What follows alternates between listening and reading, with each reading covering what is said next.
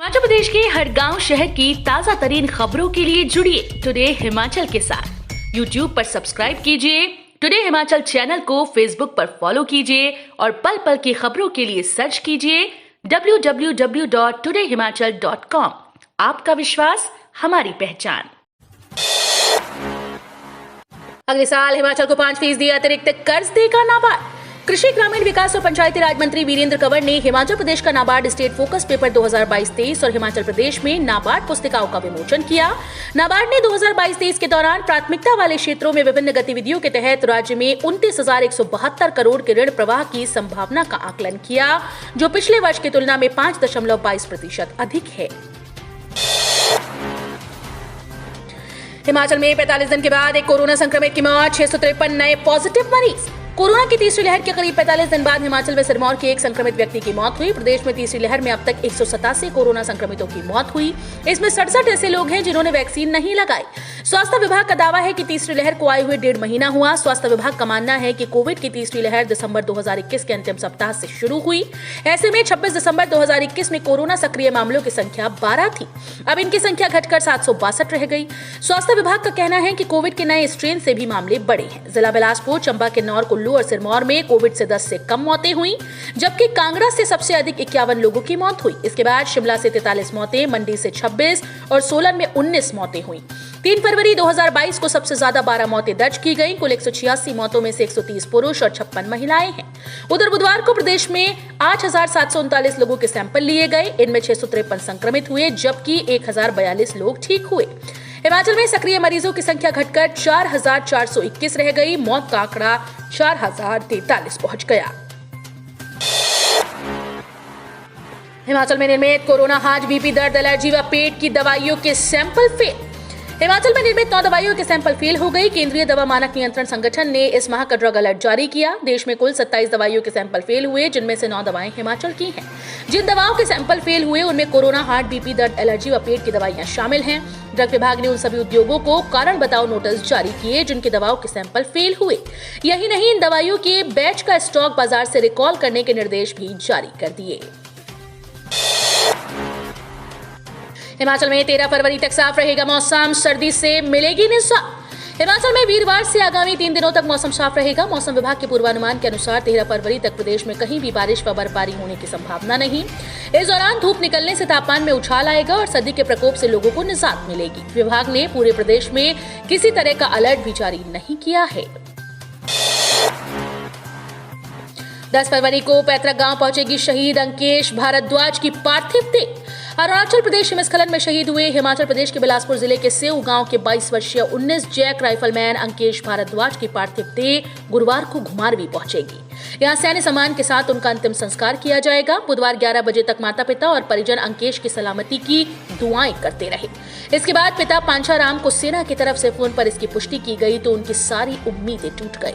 पूरा माहौल गमगीन हो गया। बेटे की शहादत की खबर सुनकर पिता पांचाराम भीतर से एकदम टूट गए और माता कश्मीरी देवी पत्थर बन गई। रात्रि कर्फ्यू हटाने का फैसला, शादियों समेत अन्य समारोहों के लिए शर्तों में दी ढील, खनिज नियमों में संशोधन की मंजूरी। हिमाचल प्रदेश कैबिनेट की बैठक बुधवार सुबह मुख्यमंत्री जयराम ठाकुर की अध्यक्षता में आयोजित की गई। बैठक में राज्य में वर्तमान कोरोना की स्थिति को लेकर चर्चा के बाद प्रदेश में लागू रात्रि कर्फ्यू को हटाने का फैसला लिया गया। प्रदेश में कोरोना के मामले बढ़ने के बाद बीते 5 जनवरी से पूरे प्रदेश में रात 10 बजे से सुबह 5 बजे तक रात्रि कर्फ्यू लागू किया गया था। अब कोरोना के मामलों में कमी आने के बाद इसे हटाने का फैसला किया गया है। अटल टनल बनी 10,000 फीट ऊंचाई पर मौजूद दुनिया की सबसे लंबी सुरंग, वर्ल्ड बुक ऑफ रिकॉर्ड्स में नाम दर्ज। हिमाचल प्रदेश में स्थित अटल टनल रोहतांग को आधिकारिक तौर पर वर्ल्ड बुक ऑफ रिकॉर्ड्स की ओर से 10,000 फीट से अधिक ऊंचाई पर स्थित दुनिया की सबसे लंबी राजमार्ग सुरंग के रूप में प्रमाणित किया गया। सीमा सड़क संगठन के महानिदेशक लेफ्टिनेंट जनरल राजीव चौधरी ने इसके निर्माण के लिए बीआरओ की उपलब्धि के लिए पुरस्कार प्राप्त किया। बता दें कि 3 अक्टूबर 2020 को प्रधानमंत्री नरेंद्र मोदी ने अटल टनल रोहतांग का उद्घाटन किया था। हिमाचल में ठेकेदारों को जारी होगा बकाया भुगतान, आगे भी नहीं रुकेगा पैसा, हड़ताल खत्म। हिमाचल प्रदेश कैबिनेट ने हड़ताल पर चल रहे ठेकेदारों की मांगे मान ली। बुधवार को राज्य सचिवालय में हुई कैबिनेट बैठक में फैसला लिया गया कि ठेकेदारों को उनका बकाया भुगतान कर दिया जाएगा और आगे भी किसी भी काम का पैसा नहीं रोका जाएगा। कैबिनेट के फैसले के बाद हिमाचल ठेकेदार एसोसिएशन ने हड़ताल वापस ले ली। कैबिनेट ने यह भी फैसला किया कि ठेकेदारों के जीएसटी भुगतान की प्रतिपूर्ति का मामला भी केंद्र सरकार के समक्ष उठाया जाएगा। हिमाचल में कई वस्तुओं पर मार्केट फीस घटाने की तैयारी, समिति गठित होगी। हिमाचल प्रदेश में कई वस्तुओं पर मार्केट फीस घटाने को, कुछ पर इसे खत्म करने की तैयारी है। अगर ऐसा हुआ तो कई वस्तुओं के दाम कम हो जाएंगे। राज्य सचिवालय में हिमाचल प्रदेश व्यापार मंडल की बैठक की अध्यक्षता करते हुए मुख्यमंत्री जयराम ठाकुर ने बुधवार को वस्तुओं पर मार्केट फीस युक्ति संगत बनाने के लिए कृषि सचिव की अध्यक्षता में समिति गठित करने की घोषणा की। सिरमौर की 5 कंपनीज देंगी 226 बेरोजगारों को रोजगार, जाने शैक्षणिक योग्यता। तकनीकी प्रशिक्षण केंद्र नाहन में 15 फरवरी को 226 पदों के लिए कैंपस इंटरव्यू होंगे। जिला रोजगार अधिकारी अक्षय शर्मा ने बताया कि messrs sun pharmaceuticals, Himachal polyolefins limited, Shivom कॉस्टिपिन लिमिटेड, जीएमटी फार्मा इंटरनेशनल और विशाल इंजीनियरिंग कंपनी यूनिट 2 में युवाओं की भर्ती की जाएगी। इन पदों के लिए आयु सीमा 20 से 35 वर्ष तक होनी चाहिए। बताया कि इन भर्तियों में प्रदेश के किसी भी जिले से बेरोजगार भाग ले सकते हैं। सन फार्मास्यूटिकल्स में senior manager, deputy general manager या जनरल मैनेजर का एक पद भरा जाएगा। Harmony of pine police band में तैनात है मंडी के 3 जवान, निजी चैनल पर दी दमदार प्रस्तुति। Harmony of pine police band Himachal Pradesh के जवानों ने एक चैनल के हुनरबाज शो में दमदार प्रस्तुति देकर अगले राउंड में जगह बनाई। मुंबई में हुए शो के ऑडिशन में हिमाचल पुलिस के इन हुनरबाजों ने मंच पर पहुंचते ही पुलिस अंदाज में शूटिंग सेट पर विराजमान निर्णायक मंडल और जनता को कोविड नियमों का पालन करने के बारे में डांटते हुए मास्क पहनने को कहा। शूटिंग सेट पर अचानक पुलिस पहुंचने पर कुछ देर के लिए वहां चुप्पी छा गई।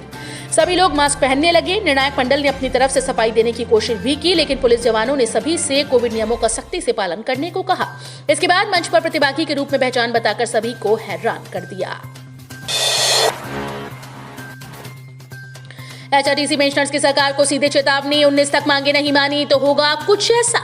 एक और देश के पीएम नरेंद्र मोदी वरिष्ठ नागरिकों के सम्मान की बात कर रहे हैं, तो वहीं हिमाचल के मुखिया जयराम ठाकुर वरिष्ठ नागरिकों को दर-दर की ठोकरें खाने के लिए मजबूर कर रहे हैं।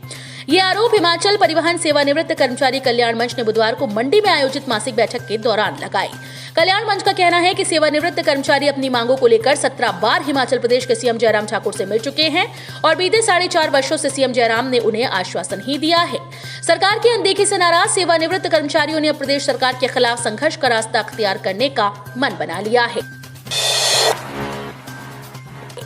बीड बिलिंग में सुरक्षित होगी पैराग्लाइडिंग, मोबाइल ऐप से की जाएगी निगरानी। हिमाचल के विश्वविख्यात पैराग्लाइडिंग साइट बीड बिलिंग में अब पैराग्लाइडिंग पूरी तरह से सुरक्षित होगी। प्रशासन ने इसके लिए एक मोबाइल फोन ऐप लॉन्च करने का प्लान बनाया। इस मोबाइल ऐप के माध्यम से पर्यटक पैराग्लाइडिंग का व्यवस्थित तरीके से आनंद उठा पाएंगे। ये जानकारी डीसी कांगड़ा डॉक्टर निपुण जिंदल ने दी। उन्होंने बताया कि ऐप के माध्यम से पैराग्लाइडर ऑपरेटर और पायलट का पंजीकरण जरूरी होगा। तो ये थे हिमाचल प्रदेश से जुड़े हुए आज के ताजा तरीन समाचार। उम्मीद करते हैं आपको जरूर पसंद आए होंगे। थोड़े से भी पसंद आए हो तो चैनल को सब्सक्राइब और वीडियो को लाइक करना बिल्कुल ना भूलें।